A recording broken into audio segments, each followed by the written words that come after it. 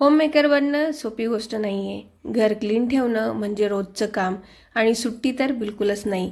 Kitchen किती साफ केलं तरीही धूळ येतेच आणि प्रत्येक वेळेस आपल्याला वाटतं की आता प्रत्येक वेळेस हा किचन जो आहे पूर्णपणे क्लीन करायला लागेल.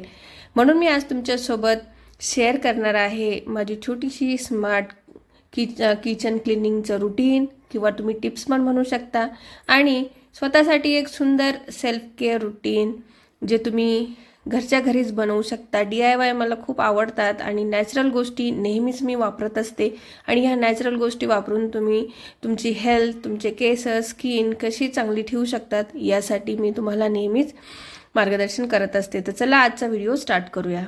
बाजे बबल्समध्ये तुम्हाला सगळ्यांचं स्वागत आहे. आजच्या व्लॉगमध्ये मी तुमच्याबरोबर शेअर करणार आहे खूपच सुंदर अशा कमी वेळ असताना किचन क्लीन कसं ठेवायचं आणि दुसरं म्हणजे घरच्या घरी जास्वंदीचं तेल कसं बनवायचं. जर तुम्हाला व्हिडिओ आवडला तर चॅनलला लाईक, शेअर, सबस्क्राईब करायला बिलकुल विसरायचं नाही आणि तुमचे कमेंट्स माझ्यासाठी हेल्पफुल आहेत. तर चला व्हिडिओला स्टार्ट करूया.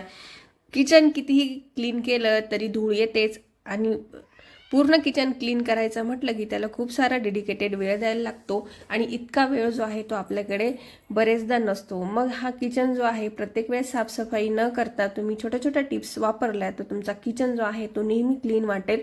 म्हणून मी काय करते, जेवढा वेळ मिळतो तेवढ्या वेळामध्ये प्रत्येक डेली नाही म्हणता येणार पण वीकली 2 दिवस असे असतात की ज्यावेळेस मी माझा किचनचा काहीतरी एक कॉर्नर जो आहे तो क्लीन करत असते. आता तुम्ही बघू शकता हे ज्या माझ्या किचनच्या जार आहेत त्याच्यावर इतकी धूळ जमून जाते की तुम्ही म्हणाल आता कधीपासून साफ केलेलं नसेल, पण तसं नाही आहे. लास्ट 15 दिवस पहिलेच मी पूर्ण किचन जो आहे तो साफ केलेला आहे, पण तरीसुद्धा आजूबाजूची धूळ जी आहे ती येतेच आणि त्याच्यामुळे आपला किचन जो आहे तो जरा जास्तच खराब दिसतो. म्हणून मी काय करते, फक्त कोरडं फडकं घ्यायचं आणि ही जी शेल्फ आहे, ह्या ज्या बाटल्यांची वरची झाकणं आहेत त्या आपण व्यवस्थित पुसून घ्यायच्या, क्लीन करून घ्यायच्या. तुम्ही इथे कॉलिनचा पण यूज करू शकता, पण मी जनरली आता याच्यात मसाले भरलेत त्याच्यामुळे ओला फडकं जे आहे ते जनरली वापरणार नाही. फक्त कोरड्या फडक्याने छानपैकी पुसून घ्या जेणेकरून तुमच्या जी ह्या काचेच्या बरण्या आहेत त्याच्यावरची धूळही साफ होईल आणि ती जास्त पसरणार नाही. ओलं फडकं लावलं की ती पसरत जाते, त्याच्याऐवजी कोरड्या फडक्याने व्यवस्थित तुम्ही पुसून घ्या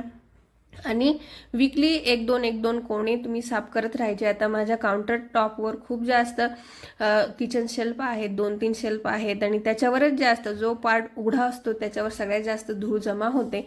म्हणून फक्त कोरड्या फडक्याने पुसून घ्यायचं आणि परत त्या वस्तू ज्या आहेत त्या नीट लावायच्या. याच्याने काय होतं, क्लिनिंग पण होते आणि कोणती वस्तू संपत आलेली आहे, कोणती वस्तू आणायला लागेल किंवा कोणती वस्तू कोणत्या पोझिशनमध्ये आहे, जसं काही वेळेस मसाले खराब झालेले आहेत किंवा जाळं लागलेलं आहे, मग आपण ते काढून आणि दुसरी नवा मसाला जो आहे तो भरतो.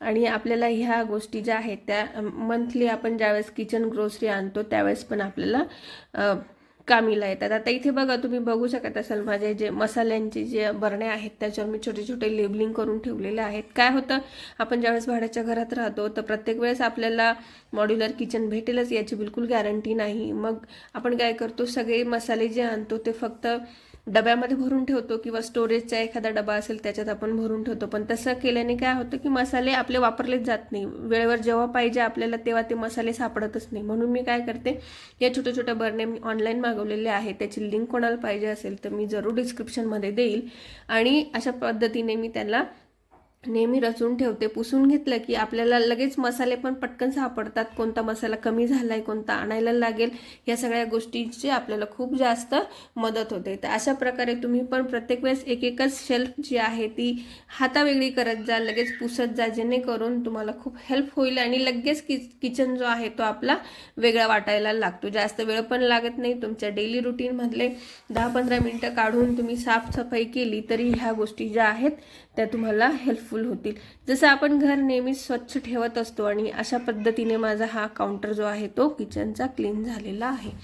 जसं आपण घराची काळजी घेतो तसं नीटनेटकं ठेवतो तसं स्वतःलाही थोडासा वेळ द्या आणि स्वतःची पण काळजी घ्या. आजकालच्या बोरिंगच्या पाण्यामुळे आपले केस जे आहेत ते खूप ड्राय होऊन जातात. क्लायमेट चेंज म्हणा, पोल्युशन म्हणा किंवा वेगवेगळे केमिकल्स म्हणा, या सगळ्यांनी आपल्या केसांच्या हेल्थवर, टेक्स्चरवर खूप जास्त परिणाम होतो आणि म्हणून मी केमिकल प्रोडक्ट वापरणं थोडं कमीच करते आणि त्यापेक्षा मी घरच्या घरी नॅचरल गोष्टी वापरायला प्राधान्य देते. केसांना ऑइलिंग करणं खूप जास्त गरजेचं असतं, पण फक्त तेल लावण्यापेक्षा त्या तेलामध्ये कोणती तरी गोष्ट एक्स्ट्रा ॲड करून ते तेलाची अजून क्वालिटी वाढवावी, जेणेकरून त्याचे फायदे आपल्याला जास्त मिळतात. ते इथे माझ्या बागेमध्ये खूप जास्त असं एकच झाड आहे जास्वंदीचं, पण त्याला खूप जास्त फुलं येतात आणि काही फुलं मी देवासाठी वापरते आणि ज्यावेळेस जास्त फुलं आलेले असतील त्यावेळेस ते फुलं तोडून मी डायरेक्ट त्याचं ऑइल बनवून घेते. इथं आता ऑइल बनवायची प्रोसेस मी तुम्हाला सांगते. इथे बघा मी काही जास्वंदीचे पानं आणि फुलं घेतलेली आहे. कढईमध्ये खोबऱ्याचं तेल घ्या. मी इथं पॅराशूट घेतलं, 1 वाटी खोबऱ्याचं तेल आणि एवढं सगळं फुलं आणि पानं टाकून आपण ह्या काय म्हणता ऑइलला मंद आचेवर गरम करायचं. हळूहळू हळूहळू हे छानपैकी उकळू द्यायचं, शिजू द्यायचं. तेलाचा रंग बदलला, फुलांचा रंग बदलला की गॅस बंद करायचं आणि थंड झालं की गाळून बाटलीत भरायचं. तुम्ही बघू शकता आपण ऑनलाईन घेतो जास्वंदीचं ऑइल म्हणा किंवा ॲलोवेरा ऑइल, ते किती जास्त महाग असतं, पण तुम्हाला ह्या गोष्टी ज्या आहे या घरच्या घरीच मिळून राहिल्या. आणि फुलं जी आहेत ते आपण आपल्या परसबागेत असतातच. तुम्ही अशा पद्धतीने हे तेल बनवा आणि घरच्या घरी बनवलेलं आहे, एकदम नैसर्गिक हेअर ऑइल आहे. तुम्ही घरातल्या सगळ्यांसाठी हे तेल वापरू शकता. मी रेग्युलर वापरते, लहानपणापासून आम्ही ह्या गोष्टी करतच आलेलो आहे. याचा खूप फायदा होतो. जरूर तुम्ही ट्राय करा. लहान मुलं असतील त्यांनासुद्धा तुम्ही हे हेअर ऑइल जे आहे ते वापरू शकता. त्याच्यात अजून तुमच्याकडे काही गोष्टी असेल तर ते पण तुम्ही टाकू शकता, जसं आवळा पावडर. पण माझ्याजवळ फक्त हे फुलं होते, ते इतकं मस्त ऑइल बनतं आणि याचा खरंच खूप जास्त फायदा होतो. तुम्ही पण जरूर ट्राय करा. जर तुम्हाला माझा व्लॉग आवडला असेल तर कमेंट करून नक्की सांगा. लाईक करा, चॅनलला सबस्क्राईब करायला विसरू नका. तुमच्या फ्रेंड्स फॅमिलीबरोबर जरूर शेअर करा. आणि असे नॅचरल ज्या गोष्टी आहेत त्या माझ्या चॅनलवर आहेतच, तुम्ही बघू शकता. आणि तुम्हाला कोणती गोष्ट रिक्वायर्ड असेल तर त्याच्यासाठी तुम्ही जरूर कमेंट करा, लाईक करा, शेअर करा. तुम्हाला हेल्पफुल वाटला तर चॅनलला सबस्क्राईब करा. Thank you so much.